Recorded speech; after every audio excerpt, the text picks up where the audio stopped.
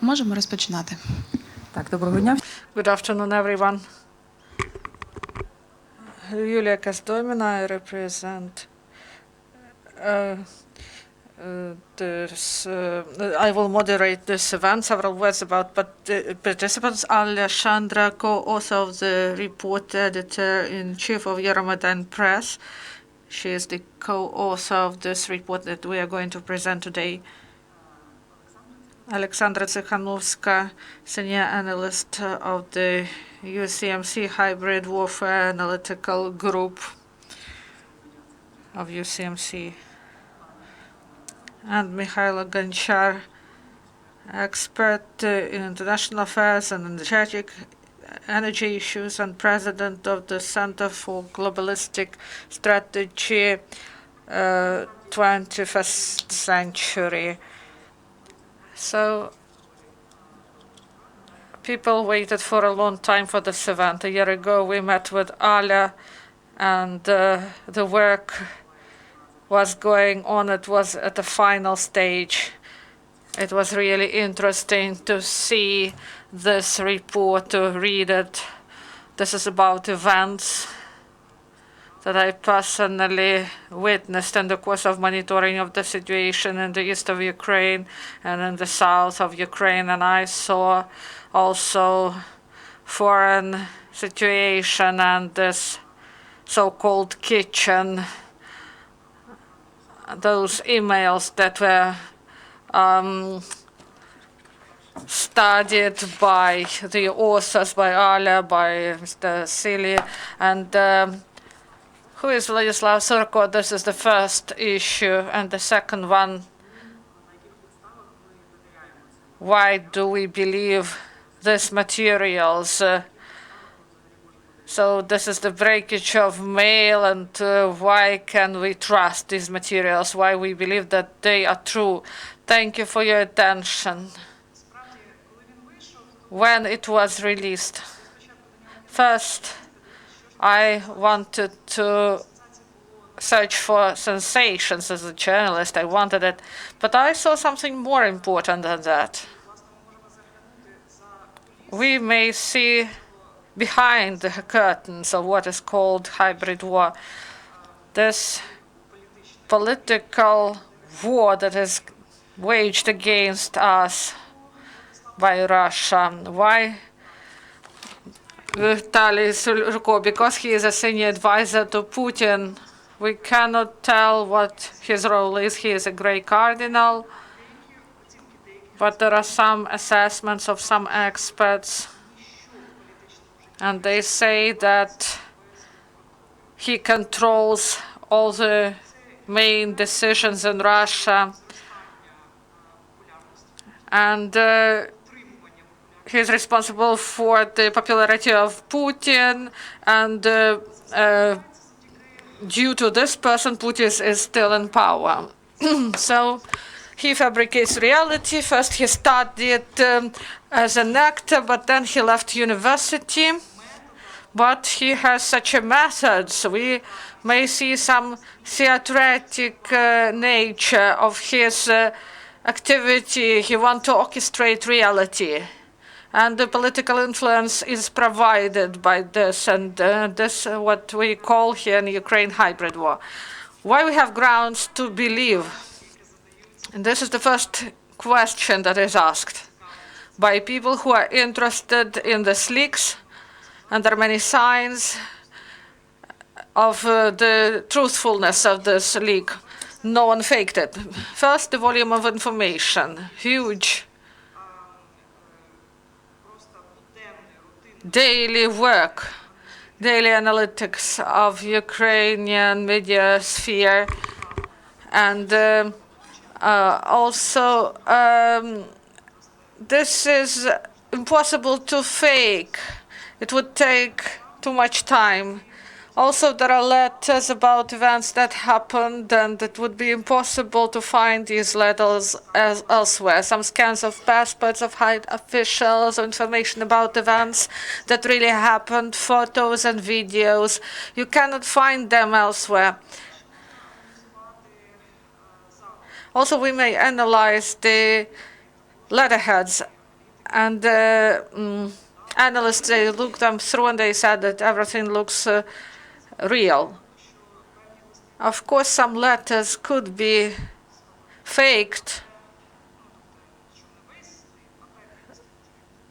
Not maybe all information, but some letters may be fake. But we should follow it through, and I invite everyone who have such a possibility to verify such letters to identify whether they are original. I believe this was really convincing. And I believe that if we have such a big volume, and we may track systemic activity, and this report shows this, we believe that we should study it, we should systematize it, we should understand how it works. When you understand, you then be able to protect yourself against this. We have short video, and we will start with this video, and then we will start discussion.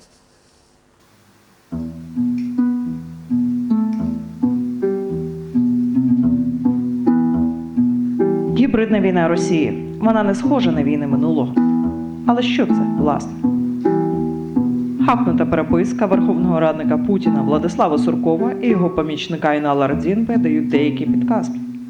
Мета та ж сама – змусити іншу державу виконувати твою волю. Але хитрістю, не грубою силою. Зміни бачення світу свого суперника, і він сам прийме рішення, які його приведуть до поразки. Це радянський прийом рефлексивного управління. А для Росії – поразка України, відмова від курсу на ЄС та НАТО та повернення до російської сфери впливу.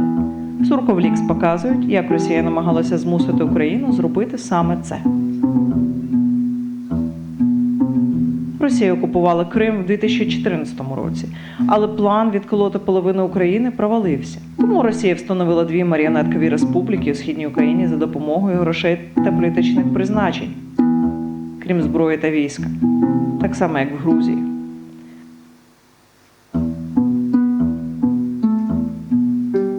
Аби мати більше шансів втручатися в українські справи та блокувати курс на ЄС та НАТО, Сурков сфабрикував рух, аби федералізувати Україну і надати її регіонам особливий статус Конституції.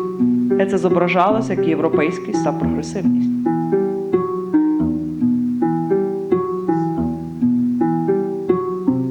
Росія підкуповувала українських політиків, організовувала акції та створювала річні ГО, оплачувала плакати і навіть стільці.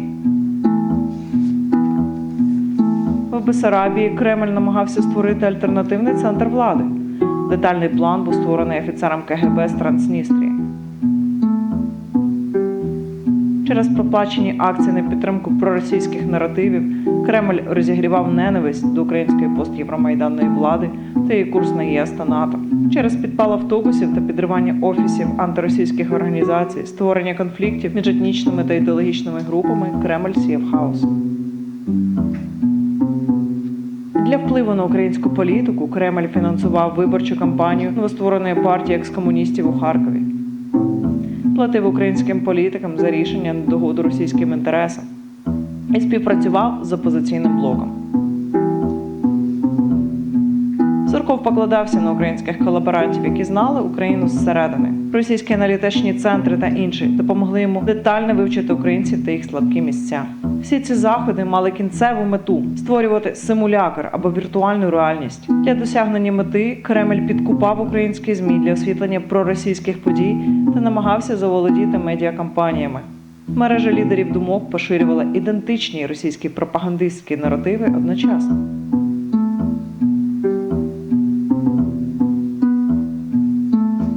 Симулякр підтримки проросійської активності, сепаратизму та хаосу змінював бачення світу українців і зменшував їх волю до боротьби за незалежність. Це наслідок рефлексивного управління. І це основа російської гібридної війни проти України.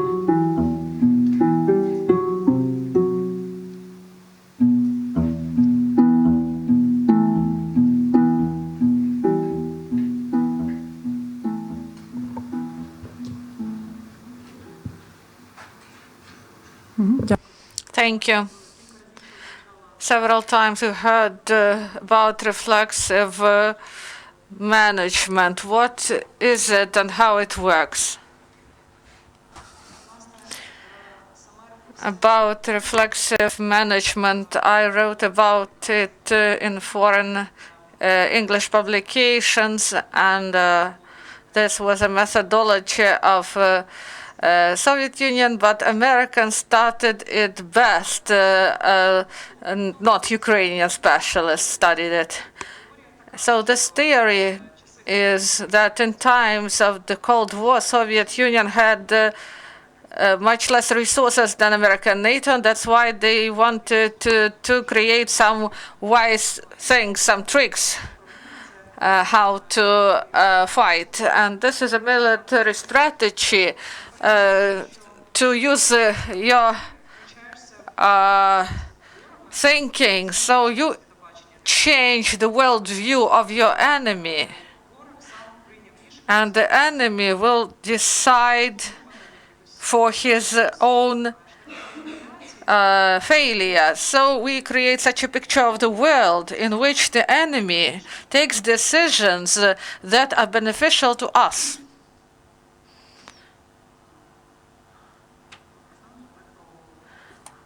Oleksandra, about all good and bad. First of all, I would like to thank Alia. She is a co-author of this edition, and for us, this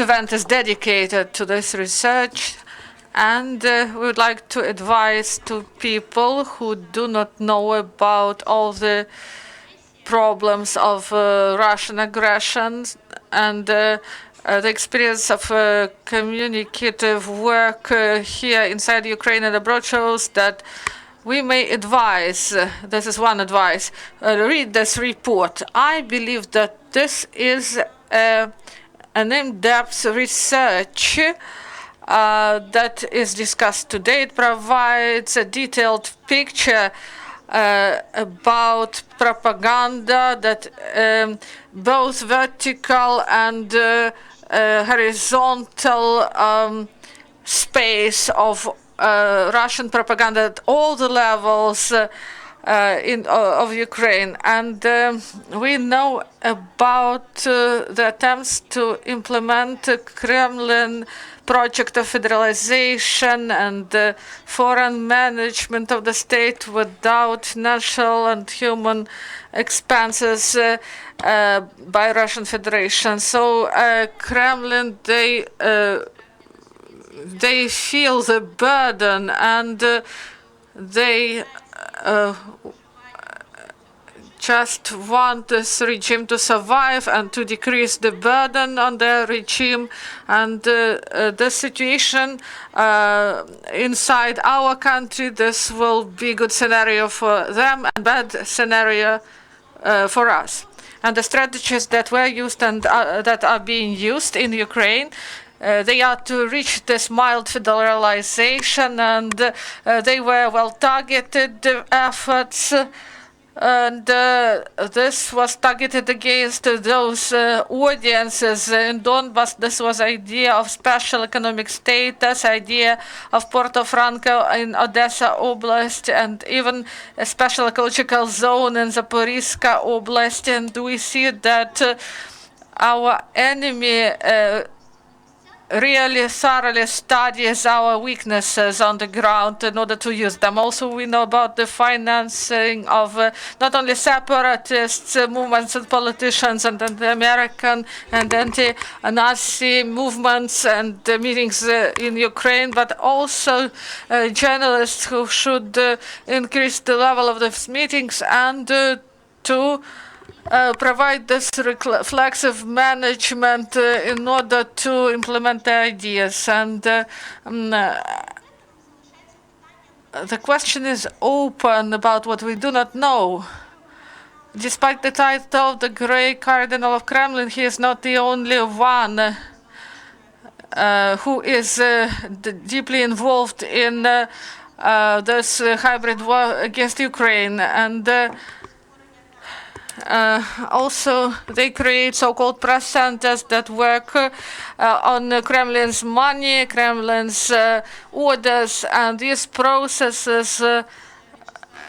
And Oleksandra Tsehanovska, head of State Duma, wanted to interfere in this process, and his competitors from the forceful bloc of FSB bloc, due to good relations with FSB, they came up being more powerful. And now in Donetsk, vice premier is Vladimir Pashkov, and he is a citizen of Russian Federation, and he was a director of Foreign Trade Service registered in occupied Southern Ossetia. And this financial institution is connected with financial processes that are ongoing in the occupied territories of Ukraine. And for us, it is interesting who is the beneficiary of this foreign trade service. This institution is connected with Gersechin, who manages Rosneft, and Sergei Chemezov heads Rostech, and he is FSB top officer, and one more General Sergei Beseda, and together with Surkov, he was the member of a Russian delegation that was in Ukraine in February 2014. And also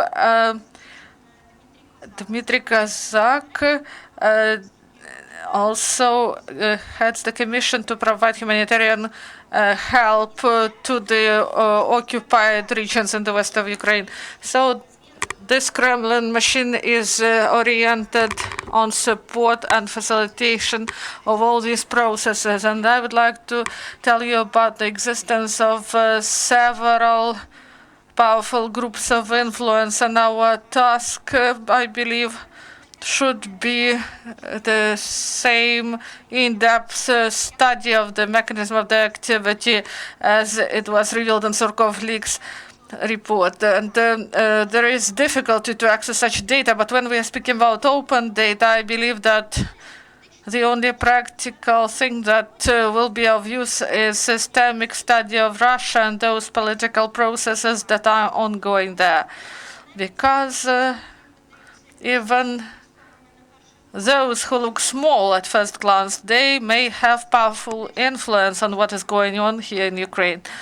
For example, the nomination of Pashkov was the next day after nomination in Kremlin. Oleg Gavarun, who was the head of the office concerning transborder relations, Alexei Filatov was put on this position. He is more independent, and he dealt with issues concerning Southern Ossetia. And we remember that this Foreign Trade Service Organization was registered then. And we should analyze these things, and we will be able to do it if we directly and in-depth study what is going on there, because we know that the Kremlin, they really are involved in such research. Mykhailo, do you agree that we should study Russia? And maybe you have experience what can be done and how Russia influenced Ukraine. Thank you. Thank you for invitation to take part in this press conference. It is important to have such a report. I don't have doubts about this report. Russian issues, Russian topic is in the sphere of my activity starting 1990s. And I worked within the Council of Security and Defense of Ukraine. And many partners, foreign partners, reveal something, and for us this is not new. We do not use this term reflexive management, but there are synonymous things. For example, organizational weapon, this is mainly the same. In our book, in our organization, we issued a book, and we worked 2.5 years on this book. We started Hybrid War a la Rus. This is aggressia of Russia. This is multi-frontal aggression, multi-directional aggression, and this is what Russia does. Since the book can be mentioned, and nothing is new in this world, and fundamentally this is true. But in the times of the we didn't have cyberspace, we didn't have internet, now we have it, and this provides new opportunity.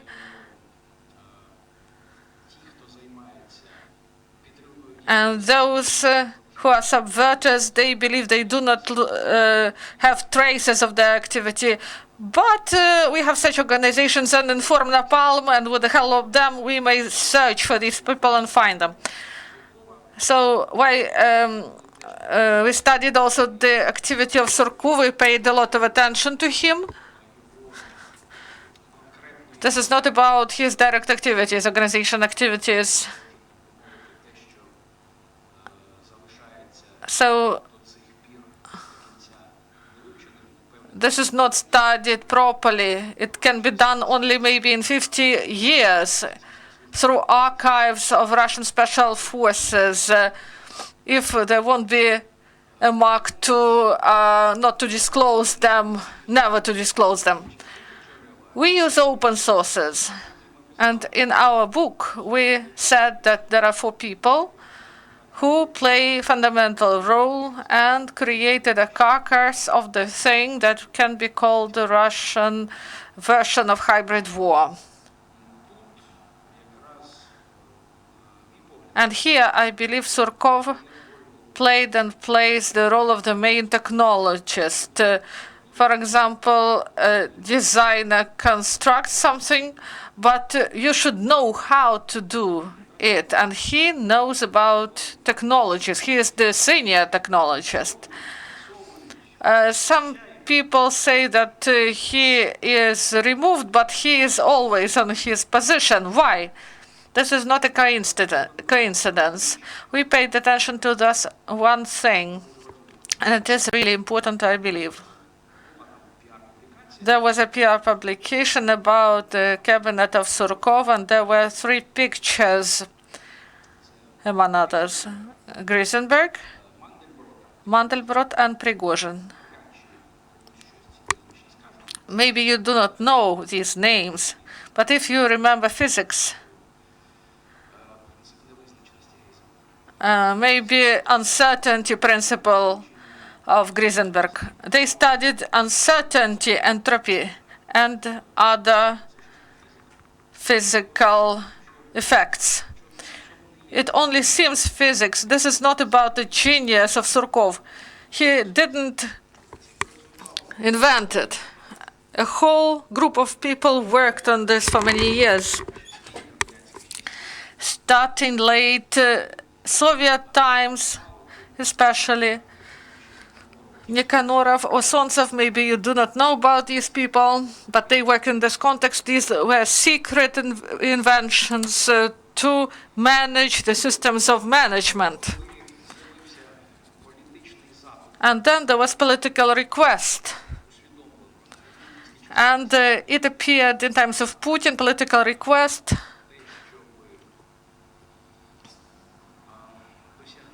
to reach revenge for the biggest political catastrophe of the 20th century. And these ideas, they were really needed. And Surkov also deals with the characterization of the enemy through use of reflexive management. If we are speaking about General Gerasimov, and he is seen as the creator of the Russian hybrid war concept, I believe that this is false. He is responsible for military component only of the hybrid war.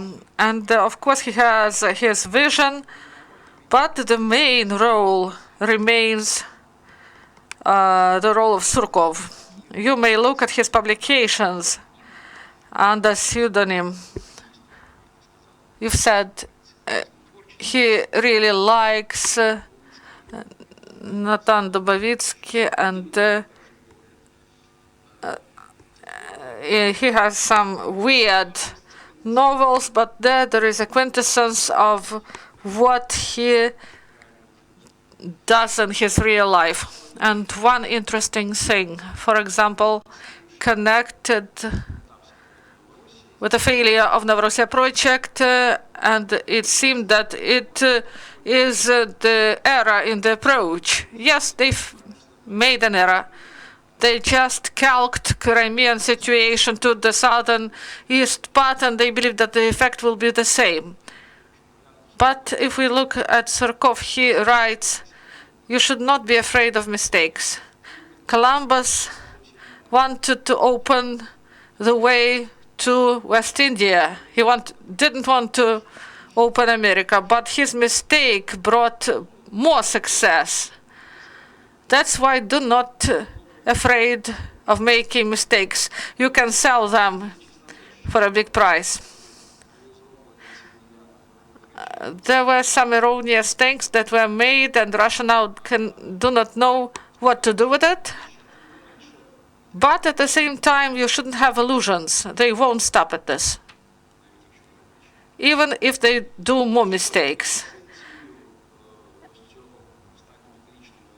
If the main during these 5 years, or even 6 years, of hybrid war against Ukraine was to activate pro-Russian elements, to create some simulacres, to create artificial reality of overall support in Ukraine of Russian vector. Now I believe the vector was changed. Some corrections were made.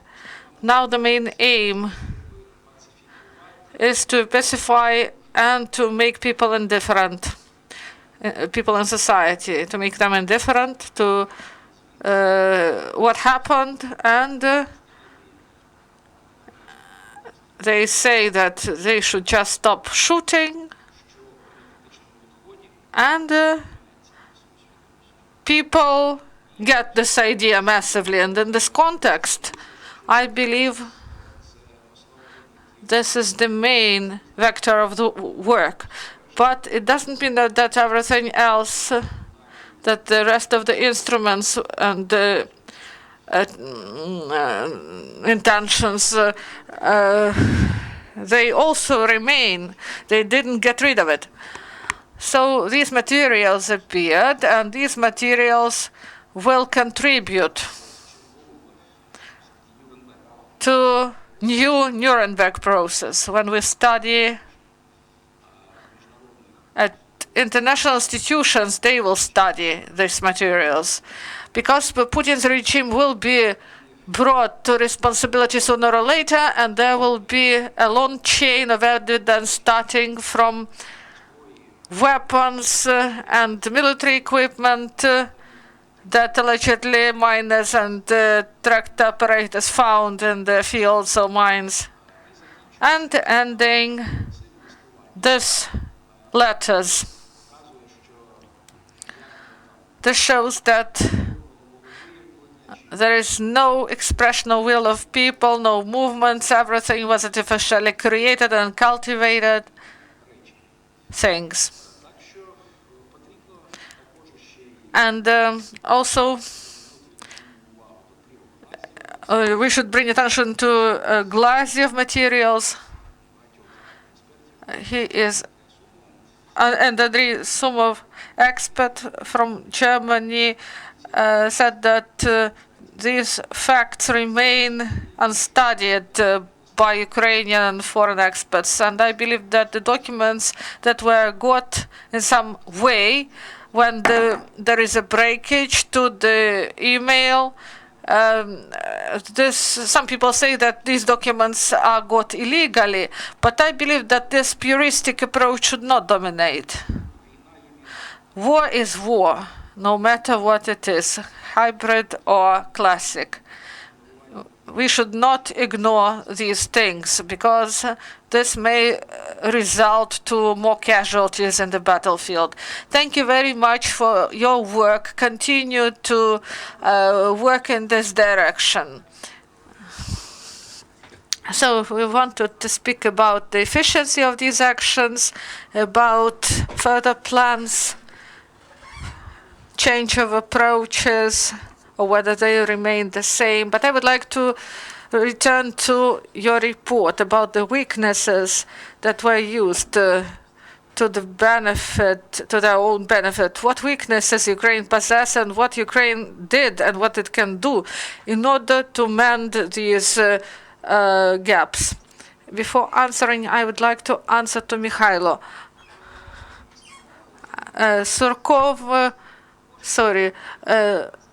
Glaziev materials and Surkov mails, they attract the attention of foreign experts and our experts. Recently, there was a in-depth work concerning Surkov mail and Kirill Frolov in the Japanese University of Osaka, and they analyze these things.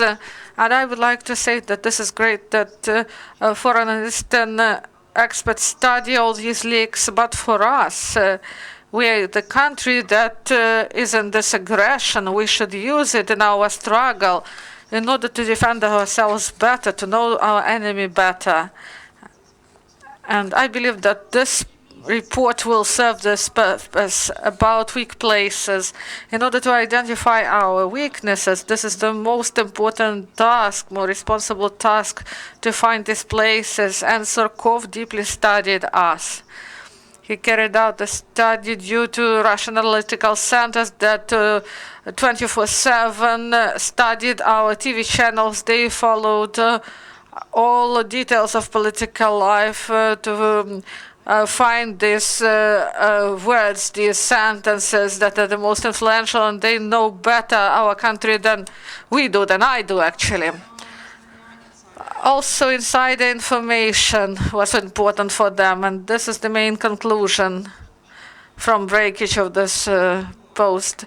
Without help of Ukrainians who sympathized the idea of Russian peace, Russian world, Surkov won't be able to do this, because those people, they provided these weaknesses, and due to them you may make the situation turbulent, and these people were studied by Russian experts.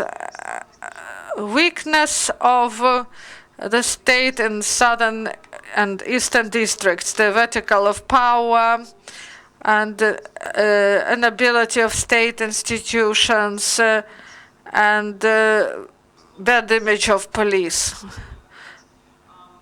This was used. Surkov saw that some people liked the idea of Russian world, and these people also were the member of police. Also, weakness of state power. I believe this is the first place for weaknesses. Also, the media, paid journalism. Some journalists, they are pro-Russian, and they help Surkov to bring the Russian propaganda to broader audience, and this provides big harm. Also, third one is the availability of ideological collaborants. Not only ideological, but also those collaborants that were ready to cooperate for money. Those proponents of Russian world enthusiasts who promoted these plans, and they were even field officers. And the second group, infantry, they just implemented the tasks. They got money for their services in order to create this fake support to Russian policy. I would like to say that these are the main weaknesses we should pay attention to. And also, I have questions. Why it is so easy to avoid responsibility For example, activist Anton Davichenko, he was one of the main actors of Odessa anti-Maidan. He was sentenced to some time, but he was released home and he just fled. And he became one of the field officers for further plans of the Kremlin, and there he was the key figure in the process of federalization. So these people, they are valuable for Russia, and they just flee, and they do a lot of harm. And I would like to ask, why do we allow them to flee? Thank you. If I may, two things I would like to focus on concerning vulnerabilities. This is bad regulation of lobbying.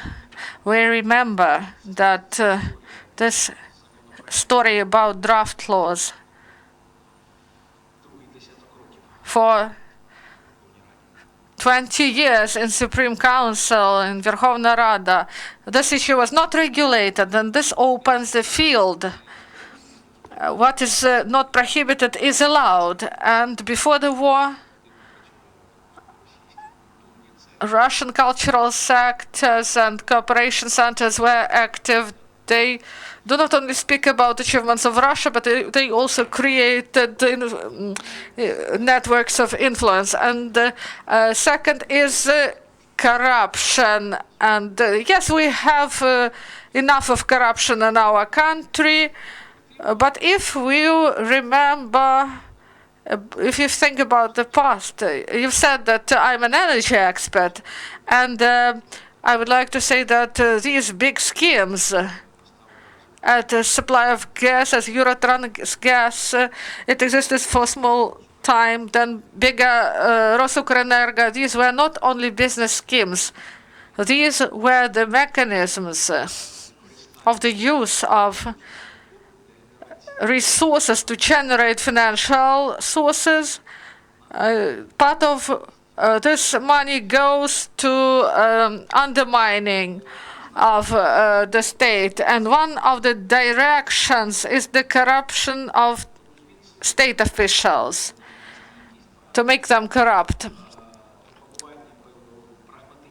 Propaganda of some pragmatic, I put it in commas. When they say about pragmatism, I understand that this is about pragmatism for an individual and their pockets. This was maximally used, and it is used now. Yes.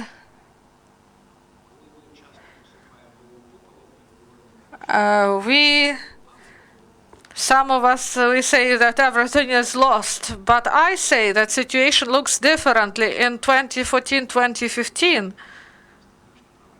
Strategically right step was made. They rejected direct import of Russian gas. This was not just rejection of gas. They cut the channel of legal corruption. And starting November, we do not buy Russian gas, and they are nervous because of this. But at the same time, we started to buy in increasing volumes Russian oil products. And this is done, and these are not just businesses. And why do we have such a situation in the media? Because resources appeared, and they appeared legally. So these are vulnerabilities. They existed, they continue to exist, they transformed. There are some barriers that were created, and these vulnerabilities in some places were limited, but in other directions, opportunities remain. And we allowed to continue this subversion. Thank you. And Peter Pomerantsev wants to join us through the phone. Is Peter online? Yes, thank you very much. getting my times mixed up. I feel terrible. Thank you very much for this incredibly important report, which provides a real evidence base. Peter, excuse me for interrupting you. If you could please switch to Russian. I know you're fluent in it from... Yes. Я с удовольствием буду говорить на языке нацменьшинства. Yes, I will definitely enjoy to speak Russian as minority language. I would like to say big thanks to your report. This is a serious work that надає нам можливість отримати to get a real basis, evidence base to show how it all works, how different companies work in Ukraine and how Russian companies work in Ukraine and the world. This is a very important report to establish these speculations that were provided to through the media by different experts. Sorry for joining late. Yesterday I wrote this report. Maybe you will help me. Maybe you have discussed it.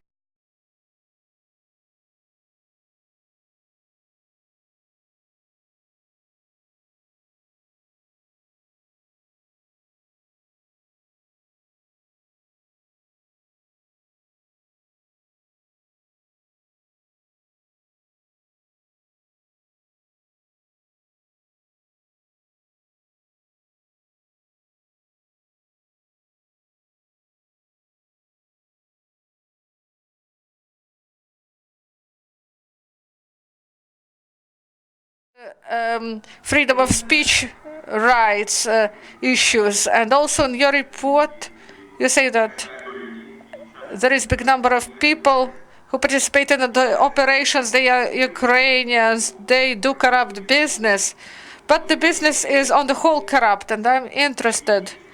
What are the legal instruments that exist in order to fight it? We should find new ones, or to remain within some democratic framework and within the frame.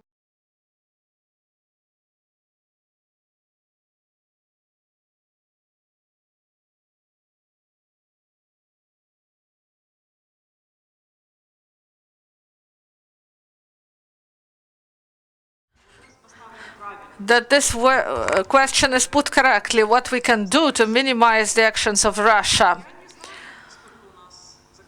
I do not know whether our legislation is well accustomed to this.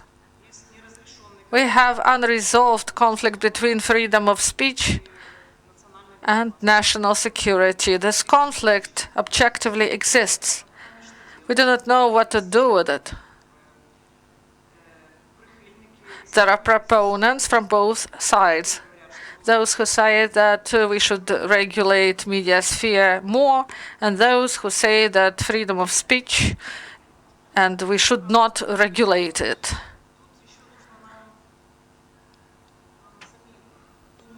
We should think how to resolve this conflict. About what we can do with collaborants. Anton Davidchik, he was sentenced, and somehow it was changed. Maybe we should think about collaboration law that should be more rigid. Other spheres. In the sphere of media, now we witness some doubtful activities in the sphere of media. They spread pro-Russian ideas. I believe that we do not have proper legislative basis in order to limit this. I believe we should think more about it, how to improve our opposition to these issues. I believe that Peter will understand me because we have simultaneous translation.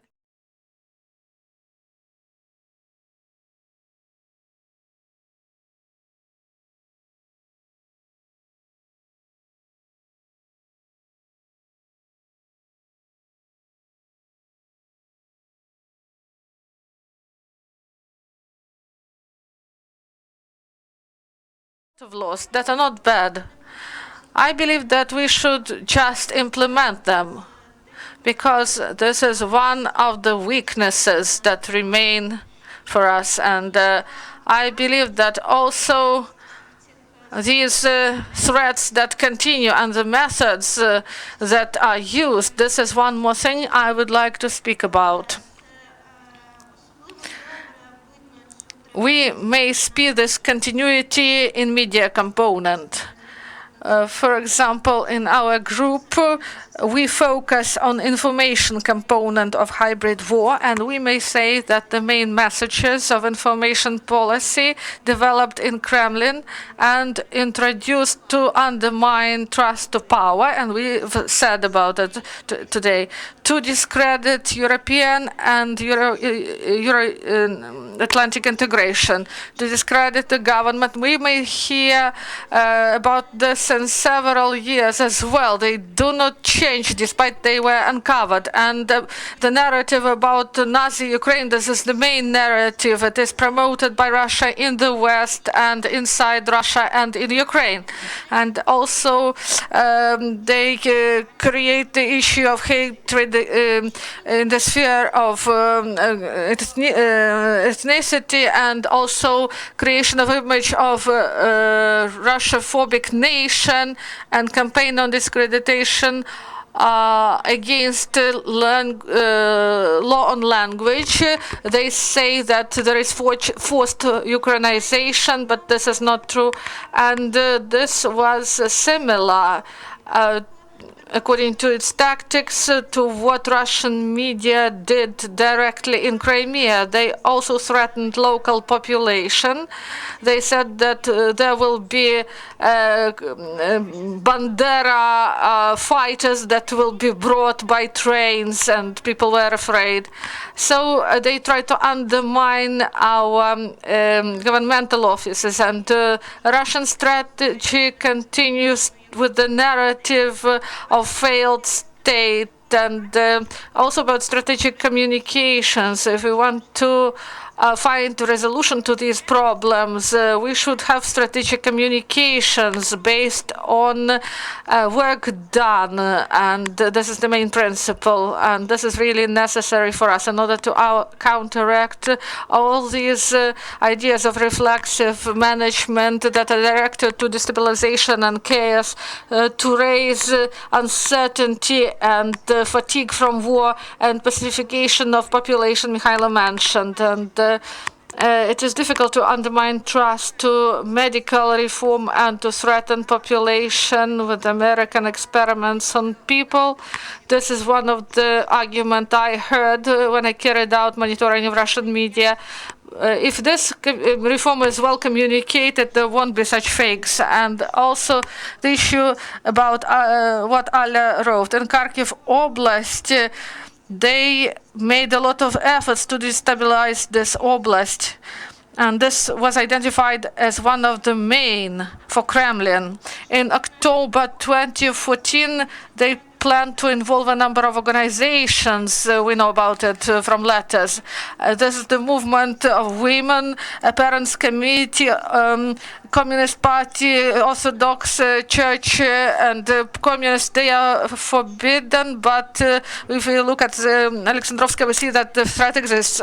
Disabled Committee and trade unions and officers union. You may see these organizations in our report. And in this context, I'm interested whether our structures, law enforcement structures, got interested in these organizations, because Surkov got interested in these organizations, and did they find these points of entry, possible points that could be used? Maybe they did it, but in such a case, the work was not enough communicated, and this raises feelings in people that our special services, our law enforcement bodies, they do not do a lot.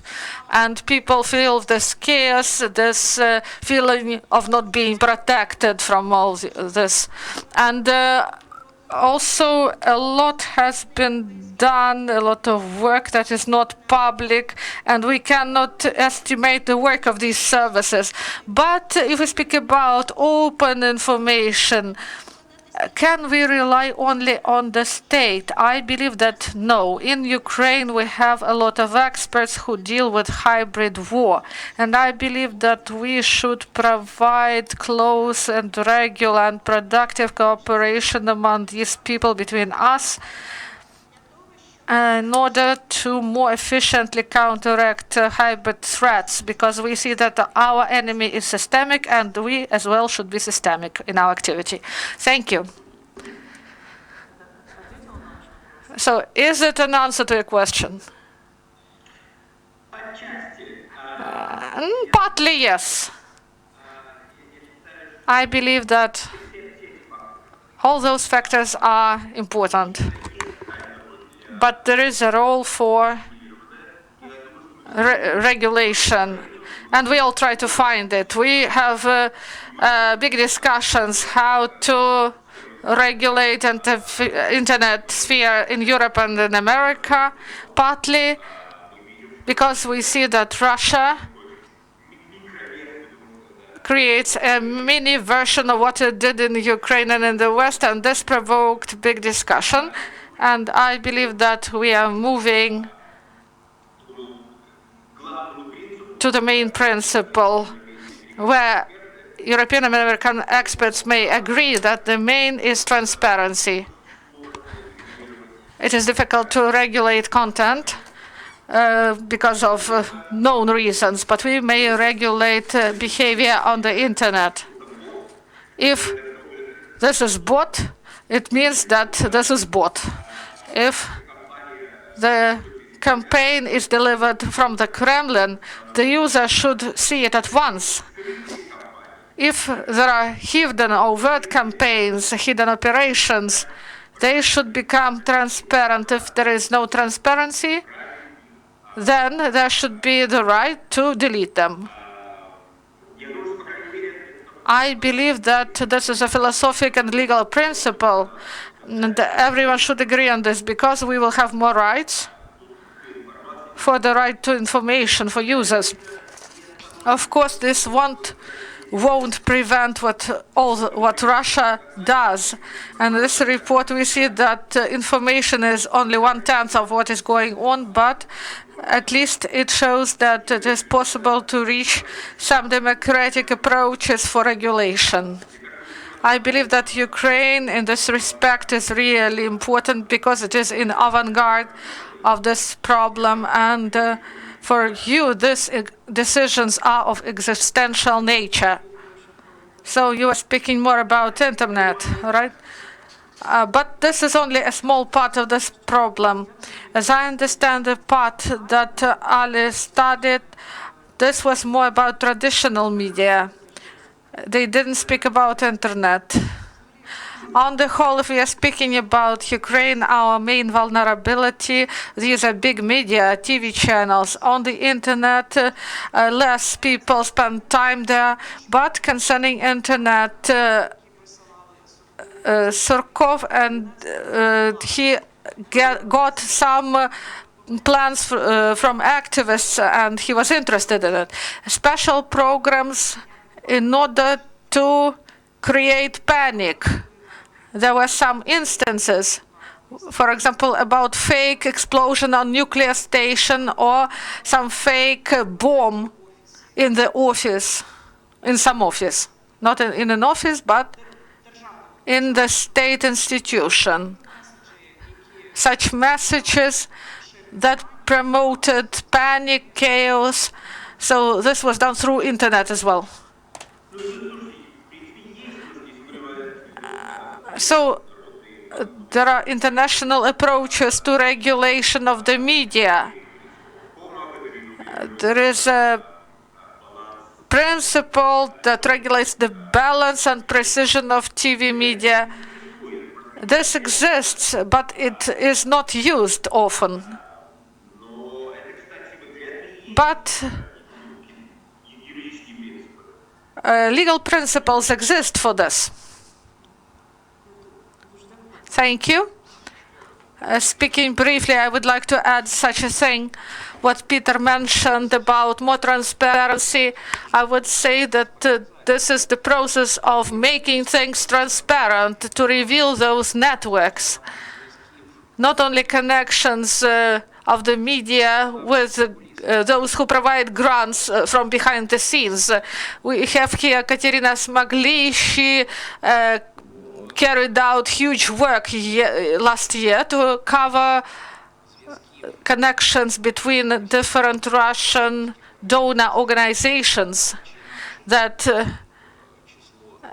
are among the members of Putin's circles, and their connections with think tanks in America. So in order to create some fake news, in order to provide fake information that would look real, someone should switch on their brains, actually, not only journalists, but other people. And here I believe there is a sensitive link. In order to kill this Putin's Hydra, we should look what is going on there, not only inside Ukraine, but also outside. And I spoke about it before. Peter spoke about lobbying activity.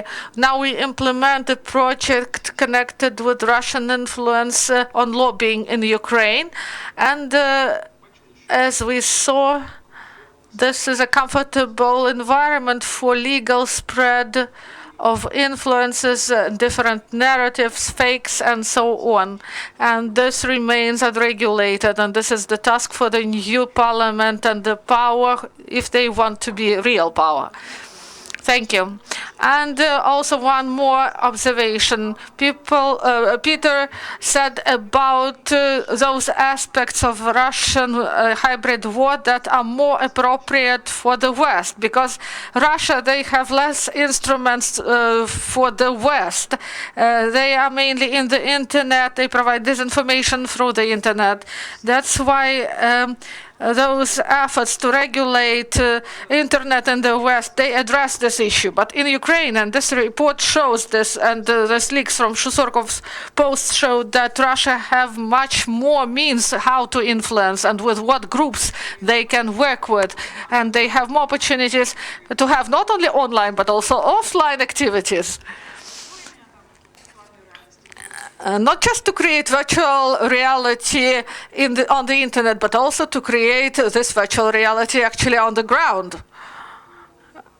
That's why, yes, this lobbying activity, this should be regulated, because we here not only, here in Ukraine, this reality is created on the ground.